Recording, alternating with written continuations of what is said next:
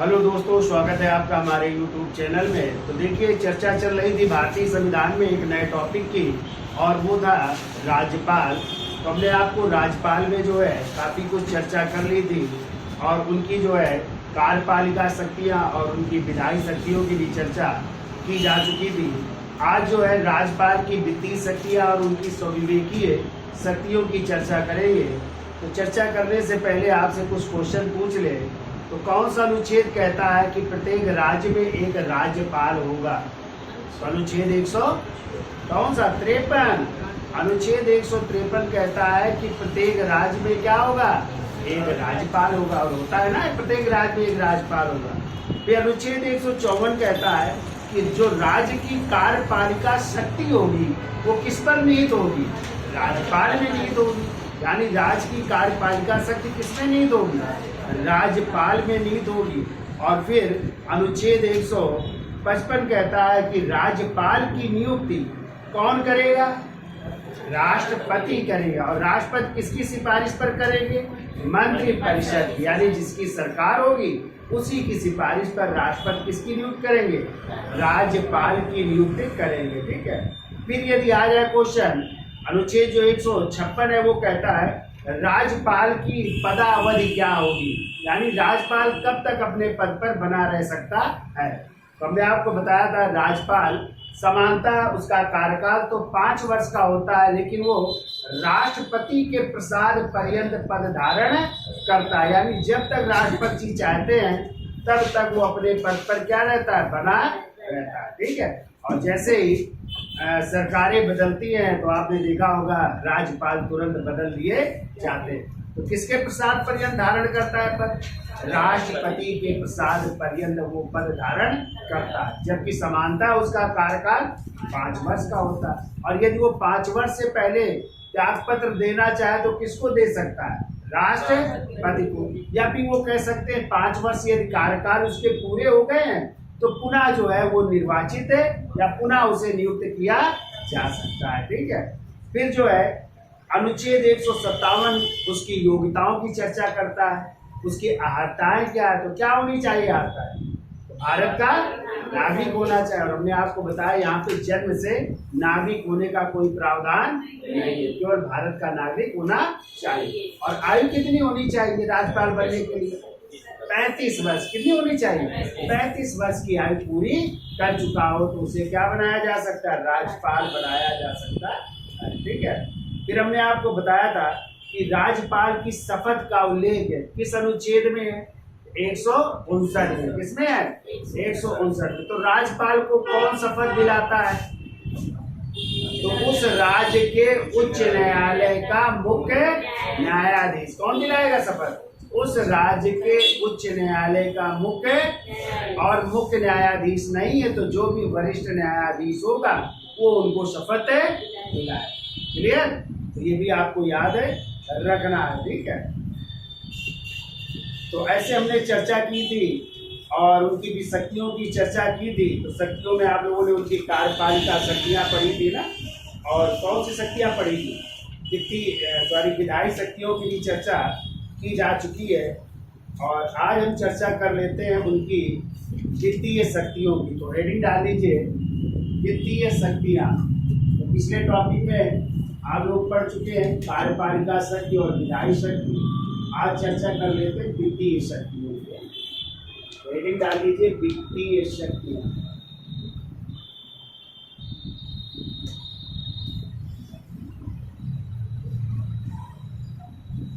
तो देखिए वित्तीय शक्तियों में क्या है? तो अनुच्छेद 199 में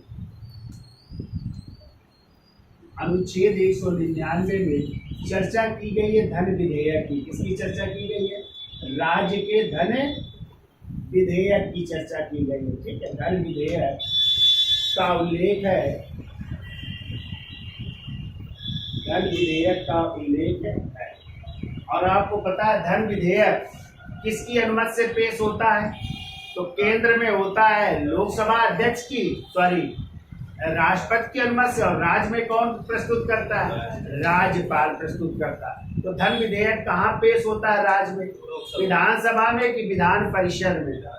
विधानसभा में। चूंकि राज्य में क्या होता है? विधानसभा होता है या कहीं कहीं विधान परिषद है। तो किस सदन में पेश होगा? विधानसभा में। और कौन ये निर्णय करेगा ये विधेयक धन विधेयक है या नहीं? तो राज्य में होते विधानसभा अध्यक्ष। कौन होते हैं? और केंद्र में कौन होते हैं? लोकसभा अध्यक्ष। तो केंद्र में निर्णय करते हैं लोकसभा अध्यक्ष और राज्य में निर्णय करते हैं विधानसभा अध्यक्ष। ठीक है। राज्य में किसके द्वारा प्रस्तुत किया जाता है? राज्यपाल के द्वारा। कहाँ पे पेश होता है? विधानसभा में। कौन निर्णय करता है ये विधेयक धन विधेयक है या नहीं? तो राज्य का विधानसभा। क्लियर? याद रहेगा। तो लिखिए अगला पॉइंट। तो लिखिए धन विधेयक राजपत्र, धन विधेयक राज्यपाल की स्वीकृति के बाद, धन विधेयक राज्यपाल की स्वीकृति के बाद, राज्यपाल की स्वीकृति के बाद विधानसभा में पेश किया जाता है। बाद विधान सभा में पेश किया जाता है। विधानसभा में पेश किया जाता है। तो किसकी अनुमति से के बाद? राज्यपाल की। ठीक है। जैसे केंद्र में राष्ट्रपति की अनुमति के बाद, राज्य में राज्यपाल की अनुमति के बाद जो है कहाँ पेश हो जाएगा? विधानसभा में प्रस्तुत किया जाएगा। ठीक है। ये देखिए अनुच्छेद लिखिए 267 और राज्यपाल के पास क्या शक्ति है? अनुच्छेद 267 में जो है चर्चा की गई है आकस्मिक निधि की। किसकी चर्चा की गई है? आकस्मिक निधि की। जैसे केंद्र में भी है ना, तो केंद्र में भी अनुच्छेद 267 में ये आकस्मिक निधि की चर्चा की गई है। तो आकस्मिक निधि को प्रस्तुत करने का अधिकार किसके पास है? तो केंद्र में है राष्ट्रपति के पास और राज्य में कौन?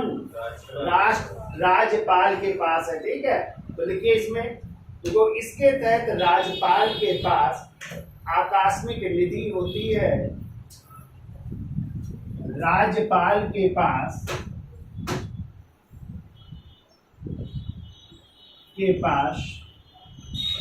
आकस्मिक निधि होती है और इस निधि से राज्यपाल की स्वीकृति के पश्चात ही धन निकाला जाता है। और इस निधि से राज्यपाल की स्वीकृति के बाद ही, राज्यपाल की स्वीकृति के बाद ही, स्वीकृति के बाद ही धन निकाला जाता है या धन खर्च किया जाता है। तो ये लिख सकते हैं धन निकाला जाता है। ठीक है। यानी राज्यपाल स्वीकृति प्रदान करेंगे किस खर्च के लिए? आकस्मिक निधि के खर्च के लिए। और आकस्मिक निधि कब खर्च होगी? यदि राज्य में कोई आपदा आ जाती, कोई विपत्ति आ जाती, ऐसी स्थिति। ठीक है। जबकि राज्य की संचित निधि से धन निकालने का अधिकार किसको है? तो यहाँ पे है किसको? विधानमंडल को। ठीक है। जैसे केंद्र में किसके पास है? संसद के पास। वैसे ही राज्य में विधान मंडल के पास है राज्य की संचित निधि से धन निकालने का अधिकार। ठीक है। ये भी आपको याद रखना। लिख लो चाहे नोट करके लिए। यदि आज राज्य की संचित निधि का उल्लेख किस अनुच्छेद में है? तो 266 में। अरे जो केंद्र का है वही राज्य का है। तो लिख लो नोट करके। देखो अनुच्छेद 266 में राज्य की संचित निधि का उल्लेख है। तो दोनों का है। अनुच्छेद 266 में राज्य की भी कह सकते हैं और केंद्र की भी कह सकते हैं ना।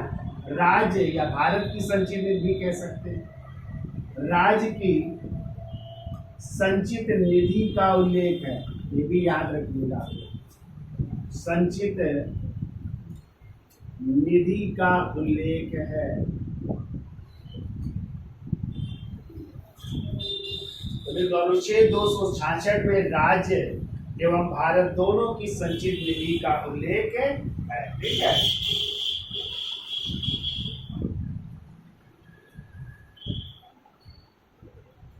अब लिखिए अनुच्छेद,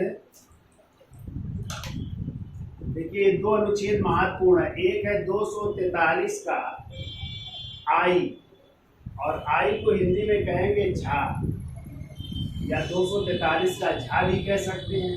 और एक लिखिए अनुच्छेद 243 का वाई, और वाई को क्या कहेंगे, माँ भी कह सकते हैं। ठीक है, तो देखिए इनमें जो है, दोनों में जो है राज्य के वित्त आयोग का उल्लेख है। राज्य के वित्त आयोग, इसका उल्लेख है, राज्य के वित्त आयोग का उल्लेख किया गया है। ठीक है, राज्य के वित्त आयोग का उल्लेख किया गया है। कैसा उल्लेख है, तो थोड़ी चर्चा कर लेते हैं। तो देखिए इसमें जो है, जो पंचायती व्यवस्था है राज्य की, पंचायती व्यवस्था में जो राज्य को धन या पंचायतों को धन आवंटित किया जाता है, उसका उल्लेख किसमें, 243 के आई में। ठीक है, पंचायती व्यवस्था के तहत धन का आवंटन। और इस 243 के जो वाई में है, इसमें है नगर पालिका, नगर पालिका या स्थानीय प्रशासन या नगर पंचायत। तो नगर पालिका व्यवस्था के धन का आवंटन की बात की गई है। ठीक है, तो ये पंचायती वित्त आयोग है और ये नगर पालिका वित्त आयोग है, दोनों को याद रखिएगा। जबकि केंद्र के वित्त आयोग का उल्लेख किस अनुच्छेद में है, अनुच्छेद 280 में नहीं है केंद्र का वित्त आयोग। और वित्त आयोग कितने वर्ष बाद गठित होता है, प्रत्येक 5 वर्ष बाद गठित होता है। तो केंद्र में कौन गठित करता है, राष्ट्रपति, और राज्य में कौन गठित करते हैं, राज्यपाल करते हैं। ठीक है, तो लिख लो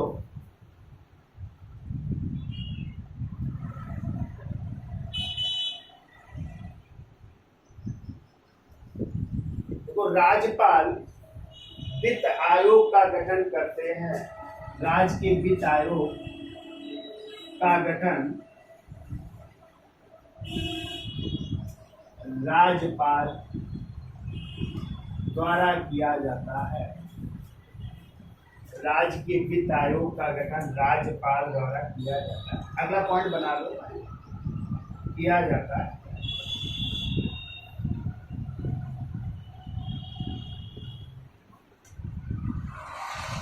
फिर ये अनुच्छेद 202 में, अनुच्छेद 202 में जैसे आप लोगों ने अनुच्छेद 112 पढ़ा था, तो 112 में किसका उल्लेख था, बजट का।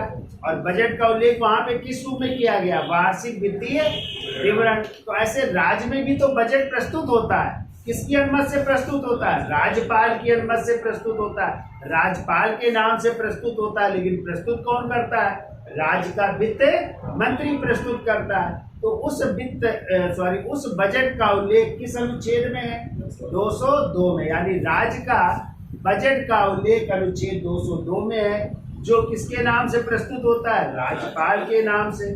कौन प्रस्तुत करता है, राज्य का वित्त मंत्री। नहीं, राज्य के वित्त मंत्री प्रत्येक वर्ष फरवरी माह में प्रस्तुत किया जाता है। और आपको पता है बजट क्या होता है, आगामी वित्तीय वर्ष की आय और व्यय का लेखा जोखा ही बजट कहलाता है। तो वित्तीय वर्ष कब से शुरू होता है, 1 अप्रैल से शुरू होता है। कब तक चलता है, 30 मार्च तक चलता है। तो लिख लीजिए अनुच्छेद 202 में लिखिए। देखो इसके तहत राज्यपाल प्रत्येक वित्तीय वर्ष के प्रारंभ में, राज्यपाल प्रत्येक वित्तीय वर्ष के प्रारंभ में, प्रत्येक वित्तीय वर्ष के प्रारंभ में, प्रत्येक वित्तीय वर्ष के प्रारंभ में वित्त मंत्री द्वारा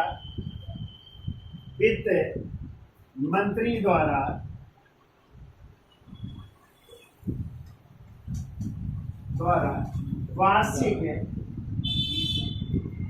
आय और व्यय का, वार्षिक आय व व्यय का अनुमानित विवरण, अनुमानित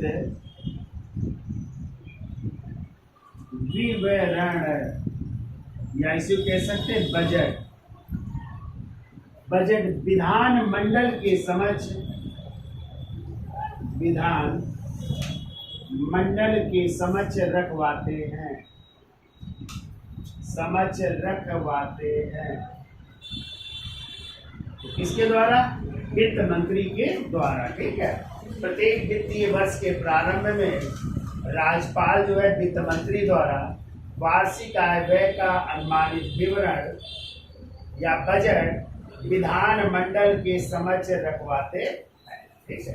तो ये राज्यपाल की कैसी शक्तियां हैं? वित्तीय शक्तियां। ठीक है। कैसी शक्तियां? वित्तीय। याद हो जाएगा। यानी धन विधेयक का उल्लेख किस अनुच्छेद में? 199। जबकि केंद्र के धन विधेयक का उल्लेख अनुच्छेद 110 में। तो वहां पे राष्ट्रपति के अनुमति से प्रस्तुत होता था। कहाँ पे? लोकसभा में। कौन निर्णय करता था? लोकसभा अध्यक्ष। राज्य में जो है इसका उल्लेख किसमें? अनुच्छेद 199। किसकी अनुमति से पेश होगा? राज्यपाल की अनुमति से पेश होगा। कहाँ पे पेश होगा? विधानसभा में पेश होगा। कौन निर्णय करेगा? तो विधानसभा अध्यक्ष। राज्य में कौन होते हैं? विधानसभा अध्यक्ष। क्लियर हो गया। फिर कह रहा है कि अनुच्छेद 267 में केंद्र की भी आकस्मिक निधि है और राज्य की भी आकस्मिक निधि है। तो राज्य की आकस्मिक निधि किसके पास होती है? राज्यपाल के पास। और राज्यपाल की स्वीकृति के बाद उससे धन निकाला जा सकता। क्लियर। ऐसे अनुच्छेद 266 में राज्य की संचित निधि और कहा कि भारत की भी संचित निधि का उल्लेख है। यानी दोनों की संचित निधि का उल्लेख किसमें है? 266। और इससे धन निकालने का अधिकार जो है केंद्र में संसद के पास है और राज्य में विधान मंडल के पास है। ठीक है। फिर हमने आपको बताया था जैसे केंद्र में वित्त आयोग का उल्लेख अनुच्छेद 280 में है, वैसे राज्यों में भी वित्त आयोग है। और वित्त आयोग का उल्लेख किस दो अनुच्छेदों में? 243 के आई या झा भी कह सकते हैं, और एक है 243 का वाई या मा। इसमें पंचायती राज व्यवस्था के वित्त आयोग का उल्लेख है और इसमें नगर पालिका के वित्त आयोग का उल्लेख किया गया। क्लियर। फिर देखो अनुच्छेद 202 कहता है, जैसे आपने केंद्र में पढ़ा था कि वहां पे बजट, और बजट का उल्लेख वहां पे अनुच्छेद 112 में था। किस नाम से था? वार्षिक वित्तीय विवरण। तो वहां पे कौन बजट प्रस्तुत किसके नाम से होता था? राष्ट्रपति के नाम से। और राष्ट्रपति किसके नाम से, किसके द्वारा प्रस्तुत करवाते थे? वित्त मंत्री के द्वारा। वैसे ही राज्य में कौन? राज्यपाल प्रस्तुत करवाएंगे। किसके द्वारा? वित्त मंत्री के द्वारा। जो कहाँ पे प्रस्तुत होगा? विधान सभा में रखा जाएगा। ठीक है। और बजट होता क्या है? एक वित्तीय वर्ष की आय और व्यय का लेखा जोखा बजट कहलाता।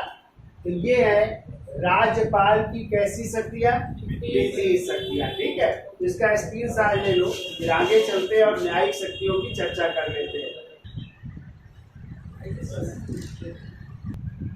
तो हेडिंग डाल लीजिए राज्यपाल की न्यायिक शक्तियां। तो देखिए न्यायिक शक्तियों में आपने पीछे पढ़ा था कि जो उच्च न्यायालय के न्यायाधीश होते हैं, चाहे वो मुख्य न्यायाधीश हो चाहे अन्य न्यायाधीश हो, तो उनकी नियुक्ति के समय जो है राज्यपाल से भी विचार विमर्श किया जाता है। पढ़ा था ना कि मुख्य न्यायाधीश की जब नियुक्ति होती है तो राष्ट्रपति तभी नियुक्त करेंगे जब वो सुप्रीम कोर्ट के किससे? मुख्य न्यायाधीश से सलाह लेंगे और उस राज्य के राज्यपाल से सलाह लेकर के किसकी नियुक्ति करेंगे?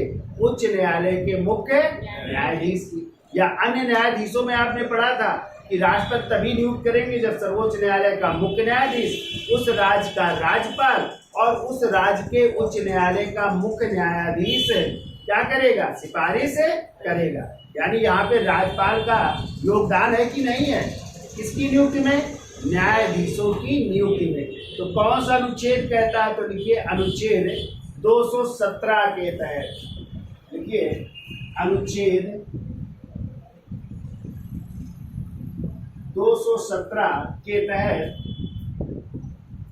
उच्च न्यायालय के न्यायाधीशों की नियुक्ति के समय उच्च न्यायालय के न्यायाधीशों की उच्च न्यायालय के न्यायाधीशों की नियुक्ति के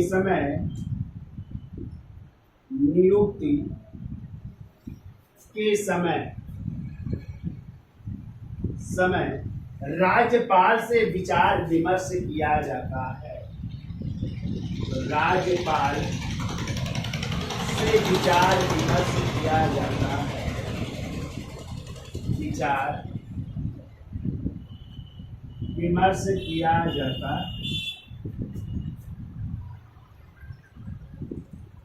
तो याद हो जाएगा। यानी जब न्यायाधीशों की नियुक्ति की जाती तो राष्ट्रपति जी किससे विचार विमर्श करते, उस राज्य के राज्यपाल से विचार विमर्श करते, चाहे वो मुख्य न्यायाधीश की नियुक्ति हो चाहे अन्य न्यायाधीशों की नियुक्ति। अब देखो इन न्यायाधीशों को शपथ भी कौन दिलाता है, तो उस राज्य का राज्यपाल दिलाता है, तो राज्यपाल का योगदान होता है। तो राज्यों जो न्यायाधीश होते हैं उनकी शपथ का उल्लेख किस अनुच्छेद में, 219 में। किस अनुच्छेद में, तो अनुच्छेद 219 के तहत जो है राज्यपाल जो है उच्च न्यायालय के न्यायाधीशों को क्या दिलाते हैं, शपथ दिलाते। तो देखिए अगला पॉइंट, देखो अनुच्छेद 219 के तहत अनुच्छेद 219 के तहत उच्च न्यायालय के सभी न्यायाधीशों को उच्च न्यायालय के सभी न्यायाधीशों, सभी का मतलब मुख्य भी और अन्य भी है, सभी न्यायाधीशों को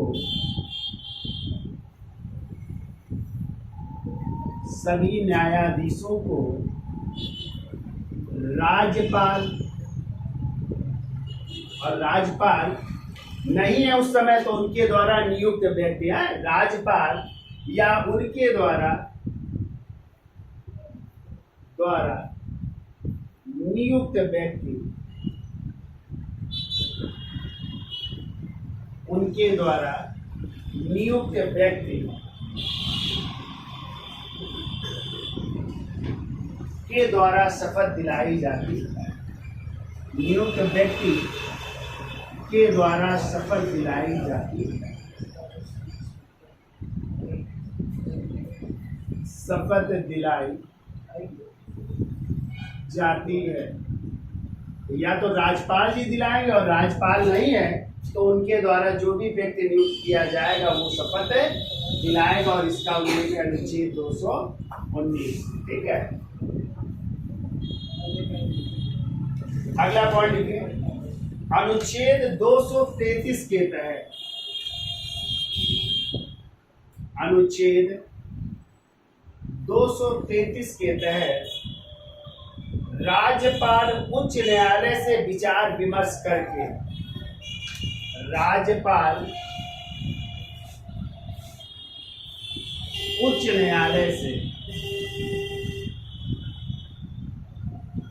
न्यायालय से विचार विमर्श करके,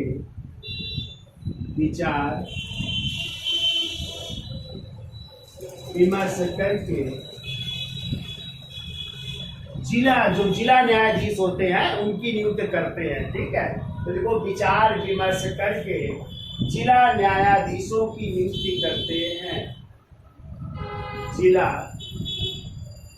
न्यायाधीशों की नियुक्ति करते हैं, जिला न्यायाधीशों की नियुक्ति करते हैं। तो जिला न्यायाधीशों की नियुक्ति कौन करेगा, राज्यपाल करेंगे, लेकिन किसकी सलाह से करेंगे, उच्च न्यायालय से विचार विमर्श करने के बाद करेंगे। ठीक है, अगला पॉइंट देखो अनुच्छेद 234 के तहत, अनुच्छेद 234 के तहत कहते हैं राज्यपाल, देखो राज्यपाल उच्च न्यायालय तथा राज्य लोक सेवा आयोग, यानी दोनों जगहों से उच्च न्यायालय तथा राज्य लोक सेवा आयोग, राज्य लोक सेवा आयोग से विचार विमर्श के बाद, आयोग से विचार विमर्श के बाद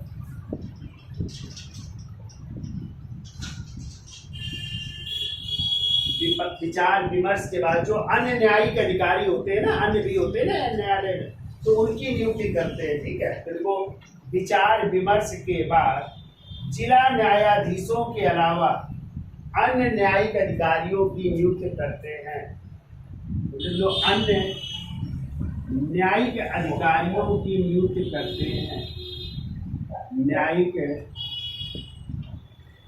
अधिकारियों की नियुक्ति करते हैं, अधिकारियों की नियुक्ति करते हैं, यानी जिला न्यायाधीश के तो करते ही है, इसके अलावा अन्य अधिकारियों की या अन्य न्यायिक अधिकारियों की भी नियुक्ति करते हैं। ठीक है, अब देखिए अनुच्छेद 161 बहुत इंपॉर्टेंट है, इसको याद रखिएगा, कई बार पूछा गया है। तो आपको पता है राज्यपाल के पास भी क्षमादान की शक्ति होती है, और ये क्षमादान की शक्ति उनको किस अनुच्छेद के तहत प्राप्त है? 100, यानी किसी के दंड को कम कर सकते हैं, माफ कर सकते हैं। लेकिन आप लोग ध्यान रखिएगा, यदि किसी अपराधी को या अभियुक्त को फांसी की सजा दी गई है या मृत्युदंड की सजा दी गई है, तो उसको माफ करने का अधिकार राज्यपाल के पास नहीं है। वो अधिकार सिर्फ किसके पास है? भारत के राष्ट्रपति के पास है। और बाकी जो है क्षमादान की शक्ति किसके पास है? राज्यपाल के पास है। किसके अनुच्छेद के तहत? अनुच्छेद 161 के तहत। तो लिख लीजिए, देखो राज्यपाल को भी क्षमादान की शक्तियां प्राप्त है। राज्यपाल को भी क्षमादान की शक्तियां प्राप्त हैं। क्षमादान की शक्तियां प्राप्त है किस अनुच्छेद के तहत? 161 के तहत। ठीक है,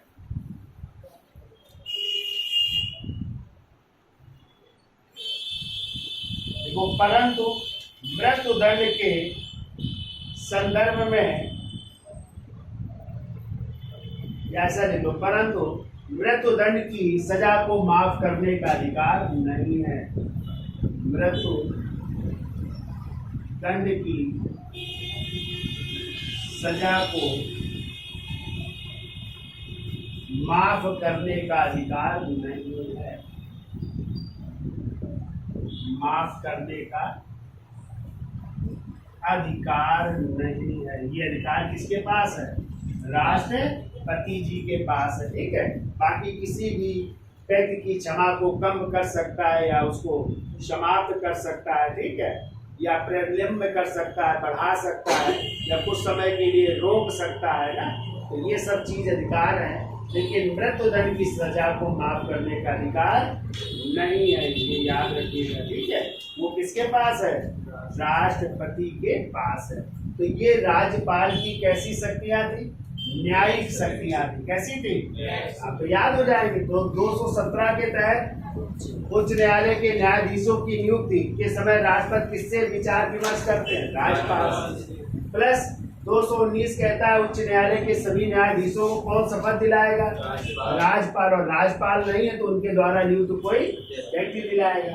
फिर हमने आपको बताया 233 कहता है कि राज्यपाल जो है उच्च न्यायालय से विचार विमर्श करके किसकी नियुक्ति करेगा? जिला न्यायाधीशों की नियुक्ति करेगा।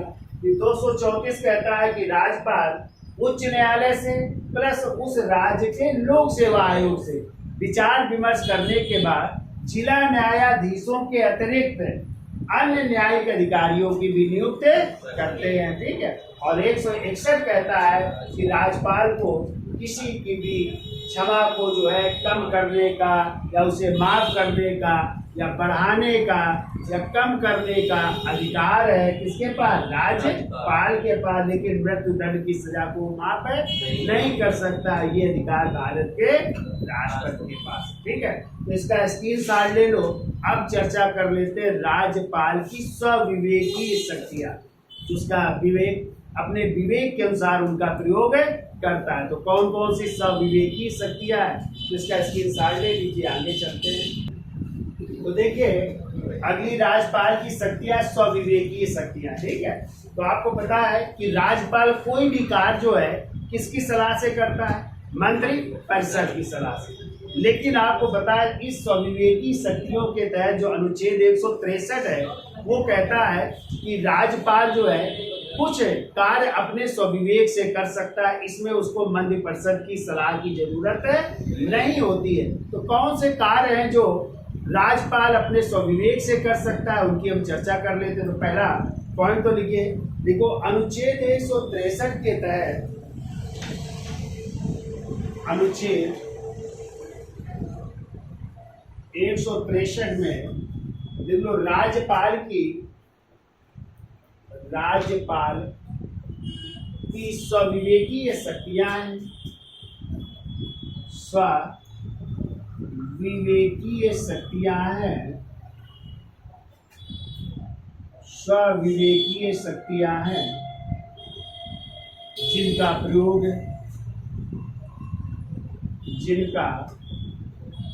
प्रयोग वह मंत्रिपरिषद की सलाह के बगैर करता है। वह मंत्रिपरिषद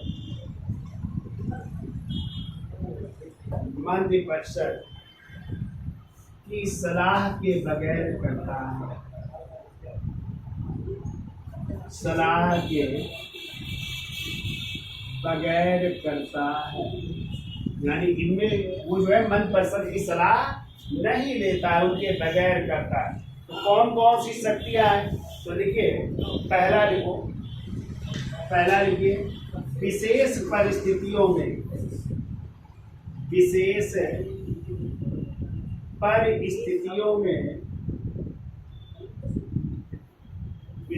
परिस्थितियों में मुख्यमंत्री का चयन, विशेष परिस्थितियों में मुख्यमंत्री का चयन।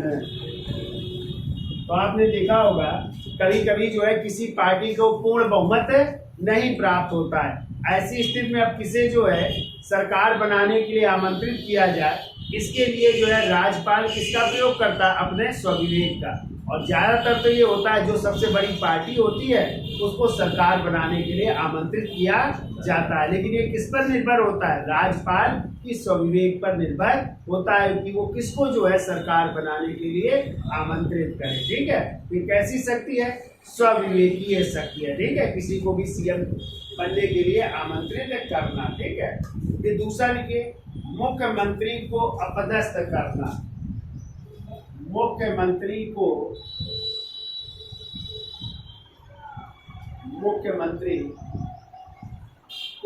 अपदस्थ करना। यदि उस पार्टी का पूर्ण बहुमत नहीं है और यदि उन्होंने जो है परीक्षण किया गया नहीं विश्वास मत में और असफल हो गए, तो ऐसी स्थिति में उनको पद से हटाया भी जा सकता है। किसके द्वारा? राज्यपाल द्वारा। ठीक है, लिख लो। तीसरा लिखो, राष्ट्रपति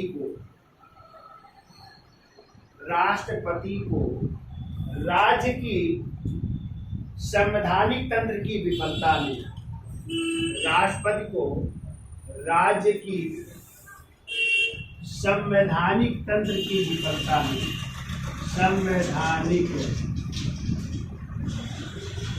तंत्र की विफलता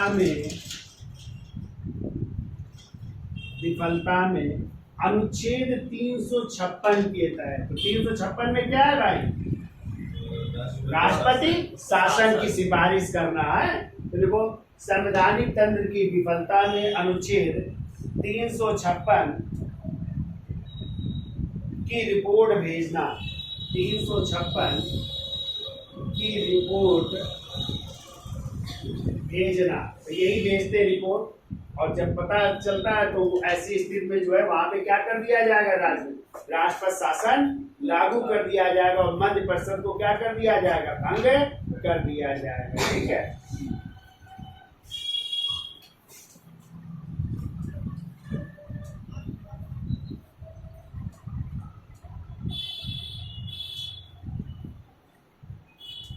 फिर लोग अगली चौथा नंबर डाल लो। देखो, राज्यपाल विशेष परिस्थितियों में, राज्यपाल विशेष परिस्थितियों में,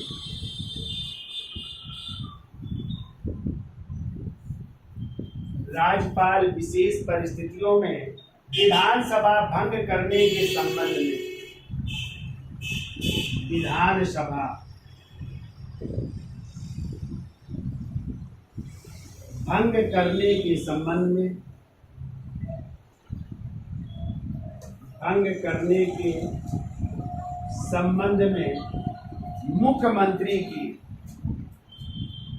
के परामर्श को मानने से इनकार कर सकता है। संबंध में मुख्यमंत्री के परामर्श को मानने से इनकार कर सकता है, मानने से इनकार कर सकता है। वैसे तो मुख्यमंत्री की सिफारिश पर राज्यपाल विधानसभा को क्या कर सकते हैं, भंग कर सकते हैं, लेकिन कभी कभी वो मुख्यमंत्री की सिफारिश को भी मानने से क्या कर सकते हैं, मना कर सकते हैं। विधानसभा की सिफारिश कर रहे हैं भंग करने की, मुख्यमंत्री तो उनकी भी सिफारिश को मानने से क्या कर सकते हैं, इनकार कर सकते हैं। और ये जो है राज्यपाल की कैसी शक्ति है, स्वविवेकीय शक्ति है। ठीक है। अब देखिए, आपको पता है कि कुछ राज्यों में विशेष अधिकार दिए गए हैं राज्यपाल को। ठीक है। जैसे आप लोगों ने पढ़ा था कि अनुच्छेद 370 जो जम्मू कश्मीर में था ना, तो जम्मू कश्मीर में उसको क्या कर दिया गया, हटा दिया गया। ऐसे ही अनुच्छेद जो है 371 के तहत कुछ राज्यों में विशेष अधिकार दिए गए हैं, और वो अधिकार किसके पास है, राज्यपाल के पास है। तो 371 का ABCD अब ऐसे कुछ अधिकार है, तो उनकी भी चर्चा कर लेते हैं। आज के लिए क्वेश्चन बहुत पूछे जाते हैं। ठीक है। तो जैसे आपने पढ़ा 370 को क्या कर दिया गया, समाप्त। कहाँ पे लागू था ये, जम्मू कश्मीर, विशेष राज्य का दर्जा मिला था ना, तो उसको अब समाप्त कर दिया। लेकिन 371 के तहत अभी भी कुछ ऐसे राज्य हैं जिनको विशेष राज्य का दर्जा प्रदान किया गया, और राज्यपाल के पास ये शक्तियां भी, क्या क्या शक्तियां, उनकी भी चर्चा कर लेते। तो इसका स्क्रीनशॉट ले लो, फिर आगे चलते हैं। तो देखिए और कौन कौन से अधिकार हैं जिनके लिए चर्चा कर रहे थे। तो देखिए अनुच्छेद 371 और 371 में जो है महाराष्ट्र के विदर्भ, इसके लिए व्यवस्था की गई है। तो देखो, महाराष्ट्र के विदर्भ कामा मराठवाड़ा का इलाका जो है, मराठवाड़ा, देखो महाराष्ट्र के विदर्भ कामा मराठवाड़ा तथा गुजरात के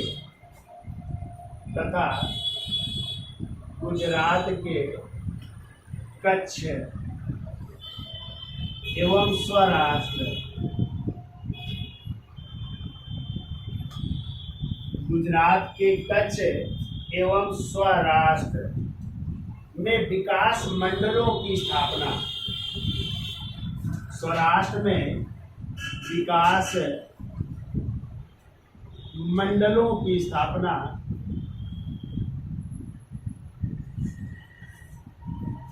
विकास मंडलों की स्थापना की तो जाएगी किसके द्वारा, राष्ट्रपति द्वारा है। तो देखो, विकास मंडलों की स्थापना राष्ट्रपति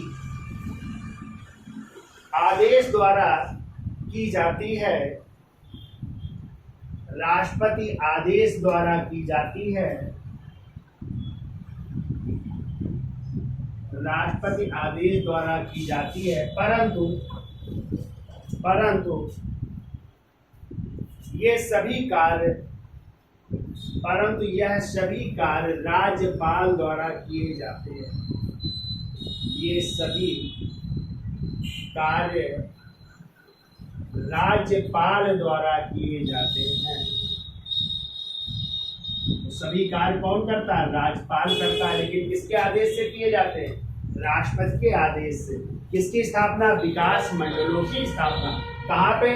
महाराष्ट्र के विदर्भ और मराठवाड़ा में। गुजरात के किस जगह? कच्छ और सौराष्ट्र। ठीक है, ये विशेष प्रावधान है, ये याद रखिएगा। फिर ये अनुच्छेद 371 का ए नंबर, अनुच्छेद 371 का ए को का भी कह सकते हैं या ए कर सकते हैं, तो भी लिख लीजिए। देखो, नागालैंड के राज्यपाल, नागालैंड के राज्यपाल, नागालैंड के राज्यपाल नागालैंड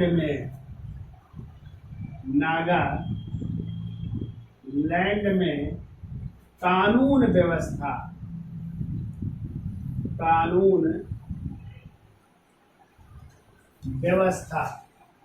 तो क्या लिखा? नागालैंड के राज्यपाल नागालैंड में कानून व्यवस्था स्थापित, कानून व्यवस्था को स्थापित करने का विशेष दायित्व दिया गया है।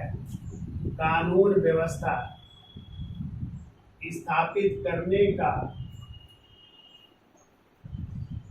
विशेष दायित्व दिया गया है राज्यपाल को, है विशेष दायित्व दिया गया है। किस राज्य के लिए? नागालैंड के लिए, और नागालैंड के राज्यपाल को। ठीक है, फिर ऐसे लिखो 371 का बी नंबर, अनुच्छेद 371 का बी नंबर। देखो, यही सभी कार्य असम के राज्यपाल को, असम के राज्यपाल, ठीक है, जो ये कानून व्यवस्था का दायित्व नागालैंड के राज्यपाल के लिए था, यही असम के राज्यपाल को कहाँ के लिए? असम राज्य के लिए, असम के लिए, असम के राज्यपाल को असम के लिए यही दायित्व प्रदान किए गए हैं। ठीक है, फिर वो अनुच्छेद 371 का सी नंबर, 371 का सी। अब देखो, जैसे असम के राज्यपाल के लिए थे, ऐसे लिख लो मणिपुर के राज्यपाल के लिए यही अधिकार दिए गए हैं। तो लिख लो मणिपुर के राज्यपाल को कहाँ के लिए? मणिपुर के लिए, मणिपुर के लिए कानून व्यवस्था स्थापित करने का विशेष दायित्व दिया गया है। ठीक है, फिर वो अनुच्छेद 371 का डी, अनुच्छेद 371 का डी। अब यही अधिकार जो है दिए गए आंध्र प्रदेश के राज्यपाल को। तो लिख लो आंध्र प्रदेश के राज्यपाल को।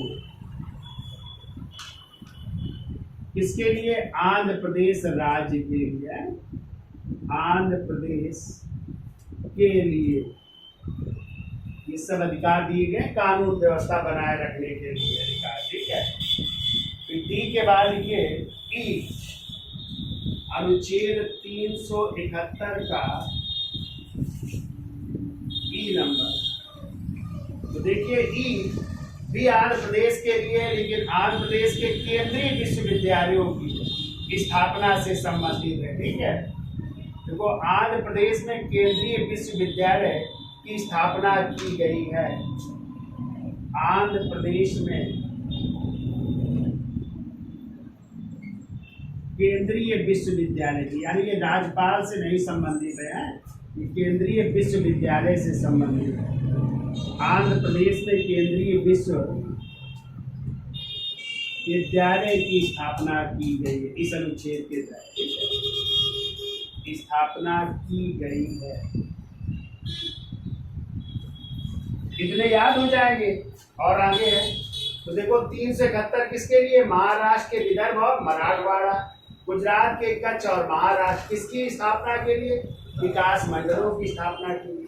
371 ए किसके लिए, नागालैंड में जो है कानून व्यवस्था बनाए कर रखने के लिए राज्यपाल। 371 की बी में असम, 371 के सी में मणिपुर और 371 के डी में आंध्र प्रदेश के राज्यपाल की। जबकि 371 ही आंध्र प्रदेश में किसकी स्थापना की बात करता है, केंद्रीय विश्वविद्यालय की स्थापना की बात करता है, ठीक है। इसका स्क्रीनशॉट ले लो फिर आगे चलते हैं।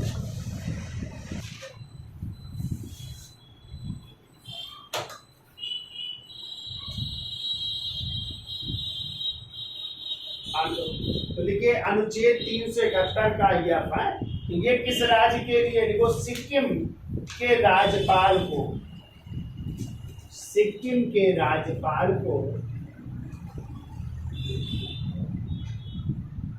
सिक्किम के राज्यपाल को कहाँ पे, सिक्किम में कानून व्यवस्था है, सिक्किम में कानून व्यवस्था स्थापित करने के लिए, सिक्किम में कानून व्यवस्था स्थापित करने का विशेष दायित्व दिया गया है, ठीक है। अब हमें बताओ, अच्छा सिक्किम को किस संशोधन द्वारा पूर्ण का दर्जा प्राप्त हुआ? कौन सा संशोधन था? 36वां संविधान संशोधन 1975 और 35वें संविधान संशोधन द्वारा तो उसे सहराज का, एसोसिएट स्टेट का दर्जा दिया गया था ना, और अनुच्छेद 2 का जोड़ा गया था। लेकिन 2 के का को समाप्त करने के लिए 36वां संविधान संशोधन हुआ था 1975, ठीक है, ये भी आपको याद रखना है। अब आइए एफ के बाद आइए अनुच्छेद 371 का जी, 4 लिख लो, 36वें संविधान संशोधन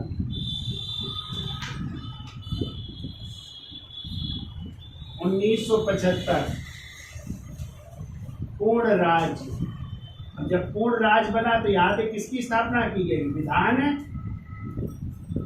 मंडल की स्थापना की गई। विधान मंडल मतलब विधानसभा का गठन किया गया यहाँ पे, ठीक है, ये बात की गई। अब देखो 371 का जी नंबर अनुच्छेद 371 का जी, और ये है किसके लिए, मिजोरम के राज्यपाल के लिए, मिजोरम के राज्यपाल के लिए। कहाँ पे, मिजोरम में कानून व्यवस्था बनाने के लिए, मिजोरम में कानून व्यवस्था बनाने के लिए बात की गई है, ठीक है।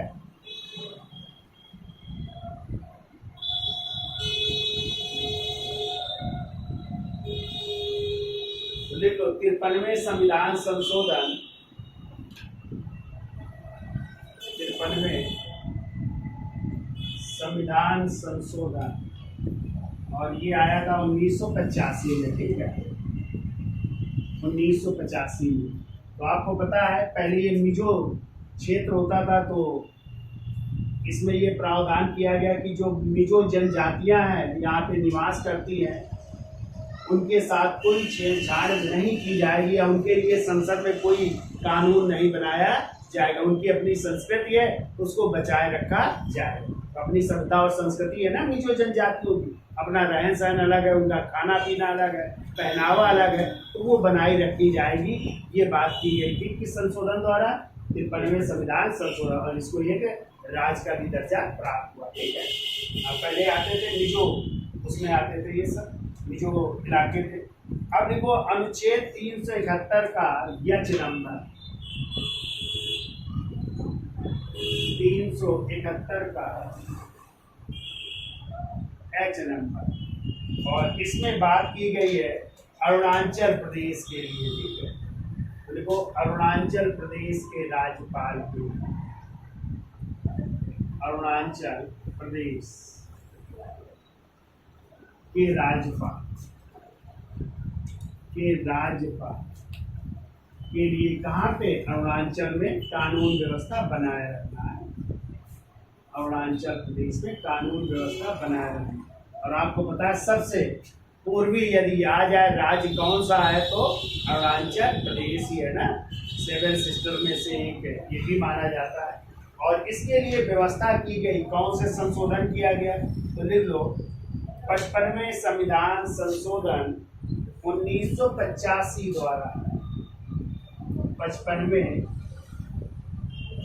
संविधान संशोधन 1985 द्वारा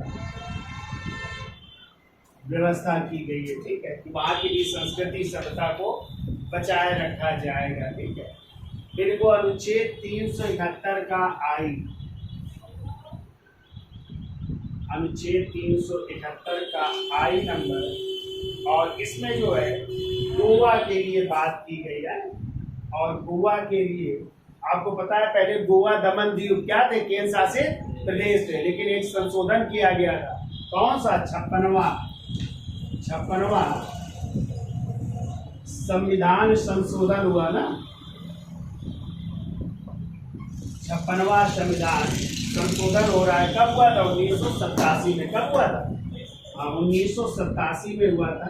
और आपको पता है तभी गोवा को क्या बना दिया गया, पूर्ण राज्य का दर्जा दिया गया, ठीक है। और गोवा के लिए क्या गठित की गई, विधान सभा का गठन किया गया। तो गोवा में आज विधानसभा है जो कितने सदस्यीय है, 40 सदस्यीय विधानसभा है, ठीक है, यानी यहाँ पे 40 सदस्यों की विधानसभा है।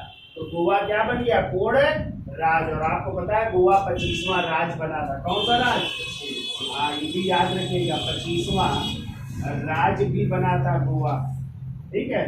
जबकि 26वां राज्य कौन सा बना है, छत्तीसगढ़। कब बना है, 1 नवंबर 2000 को। 27वां उत्तराखंड 9 नवंबर 2000 को। और 28वां झारखंड 15 नवंबर 2000 को।